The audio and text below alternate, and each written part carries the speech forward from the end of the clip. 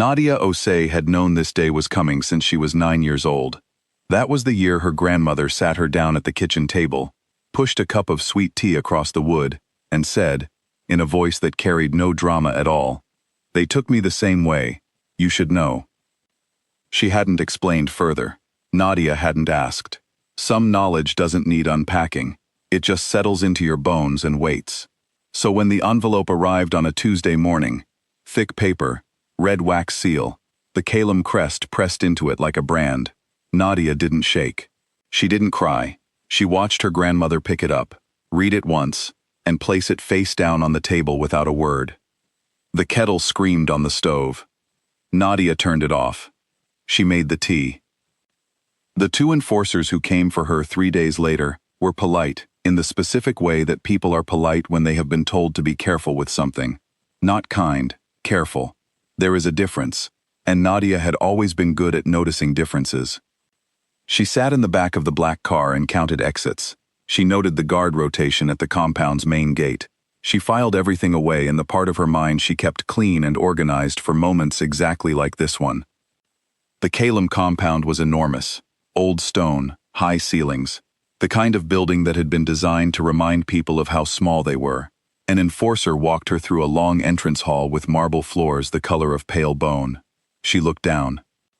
There was a crack running along the base of the far wall. Thin, but deep. The kind that only happens when something underneath has shifted. She looked at it for a moment longer than was necessary. Then she followed the enforcer upstairs. They gave her a room and a schedule. Dinner at 7. Meeting with the Alpha King at 9. She was welcome to explore the East Wing. She was not, it was implied, welcome to leave. She explored the East Wing. She noted 2 unguarded windows and a staircase that descended to a side courtyard.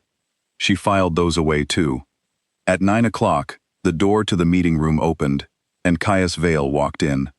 He was tall, with the kind of face that had clearly never needed to ask for anything. Dark eyes. A mouth that looked like it made decisions and rarely regretted them. He moved through the room, the way certain people move, as if the space had been built around them. He looked at her the way she had expected him to look at her. Like something that had arrived and now needed to be accounted for. "Miss Osei," he said. His voice was low and unhurried. "I'll keep this brief." He explained the mate bond. He explained the tributary list. An old system, centuries old, designed to connect lower-ranked wolves to the throne as anchors of stability. He explained what would be required of her, what she would receive in return, how the ceremony would proceed. He was not unkind about it. That was the thing she hadn't prepared for. She had prepared for coldness, for arrogance that showed its teeth. She had not prepared for a man who explained her own captivity to her with genuine calm, the way a person explains a train schedule, as if it were simply a fact of the world, and her feelings about it were a separate matter that didn't intersect with his explanation. She stared at the crack she had memorized from the floor downstairs, even though she couldn't see it from here. He finished speaking. She waited 1 full beat. Then she said, "No." He didn't move. That was the first thing she noticed. Most people, when surprised, do something with their bodies. A step back, a shift in posture, hands that find something to do. Caius Vael went completely still, like a man who had learned, somewhere along the way, that stillness was the most controlled response available to him. "I beg your pardon," he said. "No," she said again. Same word, same tone, the exact same register she'd used the first time, because she had decided before walking into this room that if she said it, she would say it the same way twice. No variation, no heat, just the word, standing on its own. A long moment passed. "You understand," he said slowly, "what you are declining." "Yes," Nadia said, "I do. My grandmother survived the last time your system used someone from my family. I won't." She had planned to say more. She had a full argument prepared, historical precedent, legal ambiguity, the specific clauses in pack law that she had spent 3 nights studying by flashlight under her blanket like she was 14 again. She didn't say any of it. She had found, in that moment, that 2 sentences were enough. The council convened the following morning. She could hear them from the East Wing, Not the words, but the shape of the conversation. Rising and falling voices. Long silences followed by multiple people speaking at once. The particular sound of people arguing about something that had never needed to be argued about before. An enforcer told her later, with the expression of someone reporting a minor natural disaster, that the word unprecedented had been used 11 times. Pack law had no mechanism for refusal. The tributary list assumed compliance. It had always assumed compliance. No one had written a clause for this, because no one had imagined this was a sentence a person of her standing could complete. Nadia sat on the windowsill of her room and watched the courtyard below. A young wolf was sweeping leaves near the gate. He kept sweeping the same patch. She understood that feeling. She didn't see Caius at dinner. She didn't see him the next day either. On the third evening, he appeared in the doorway of the east sitting room where she was reading. He didn't knock. He also didn't come fully inside, which was interesting. He stood in the frame, one hand on the door. "Why the refusal?" he said. It wasn't quite a question. It was the shape of a question with the uncertainty removed. "I told you," she said. She didn't look up from the page. "You told me about your grandmother," he said. "That's a reason. I'm asking for the reason underneath it." She looked up then. She studied him for a moment, the stillness, the way his hands were very carefully not doing anything.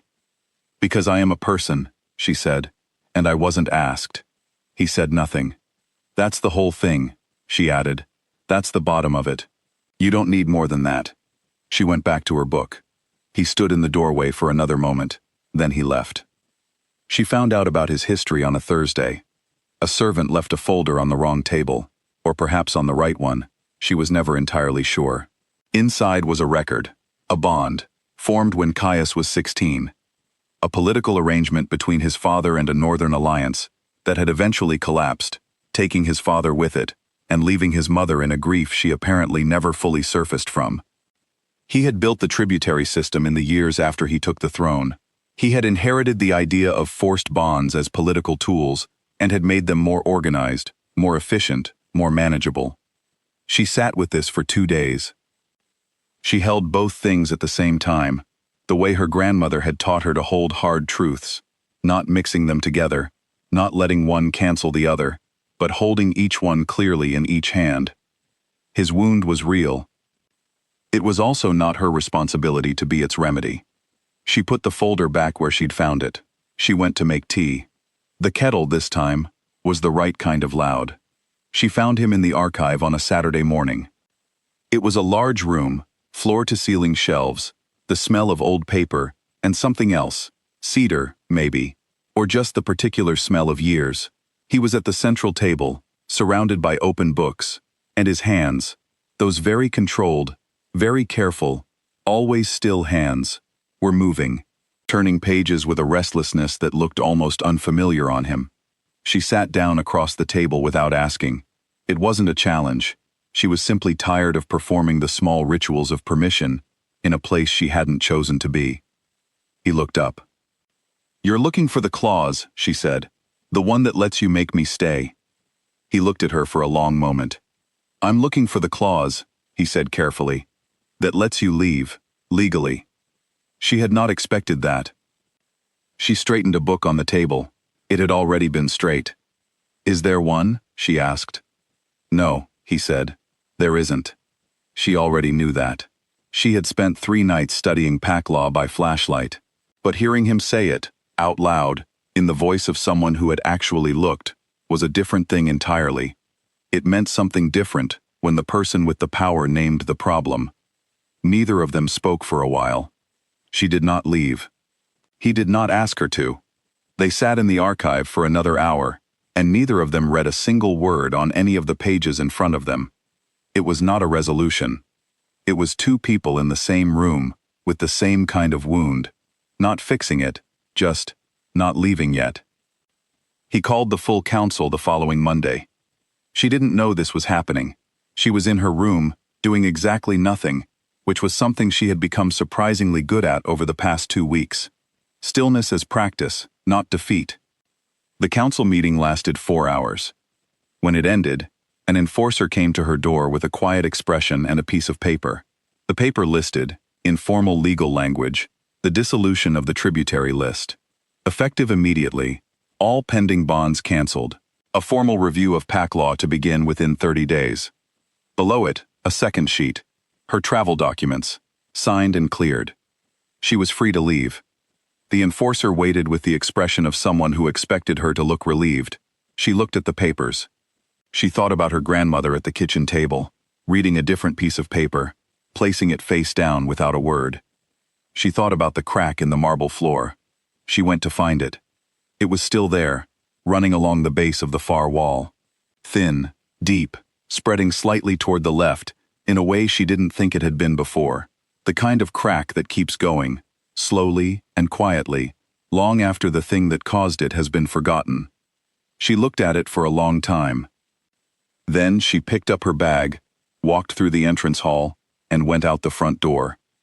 She did not look back. The drive home took 3 hours, the same distance, the same roads, the same pale sky, everything identical except for the direction. Her grandmother was in the garden when she arrived, not working, just sitting in the old wooden chair near the gate, the way she sometimes did in the afternoon, as if the garden required a witness and she had volunteered. She looked up when Nadia came through. She did not ask what happened. She did not say she had been worried, though Nadia knew she had. She simply looked at her granddaughter for a long moment, with those quiet, experienced eyes, and then she nodded once. That was enough. Nadia sat down on the step near her chair. The afternoon was mild. A bird was doing something insistent in the tree near the fence. The grass needed cutting. She sat there for a long time, saying nothing, which was its own kind of statement. 2 weeks passed. She went back to her job, a records position in the Eastern District office that she had held for 3 years and was quietly very good at. She reorganized a filing system that had not been touched since before she was born. She ate lunch at her desk. She called her grandmother every evening at 8. She did not think about Caius Vael. This was not entirely true, but it was the version she had chosen, so she stuck with it. On a Thursday evening, she sat at her kitchen table with a cup of tea and a blank piece of paper. She sat there for a long time. Then she wrote one line. She did not sign it. She folded it twice and addressed the envelope in her plainest handwriting. She held it for a moment. Then she sealed it. She mailed it the next morning, on her way to work, without slowing down. The letter arrived at the Caelum compound on a Saturday. An enforcer brought it to Caius in the archive, the same room, the same table, though the books were different now. He was reviewing the legal framework documents for the PAC law revision. His hands, for once, were moving steadily through the pages, and the motion was easier than it had been. Less restless. Something had shifted. He looked at the envelope. No return address. Her handwriting, he recognized it, though he had only seen it once, on a form she had filled out with the particular clarity of someone who didn't care what anyone thought of her penmanship. He opened it. One line. He read it. He set the paper down on the table. He sat very still for a long moment. Not the old stillness, the controlled kind, the kind that cost him something. A different kind. The kind that comes after something has resolved, or at least after something has opened, which is not the same as resolving, but is perhaps more honest. Outside the archive window, the grounds were quiet. A wolf was sweeping leaves near the gate. The same patch, over and over. He read the line again. Then, for the first time in longer than he could clearly remember, Caius Vael smiled.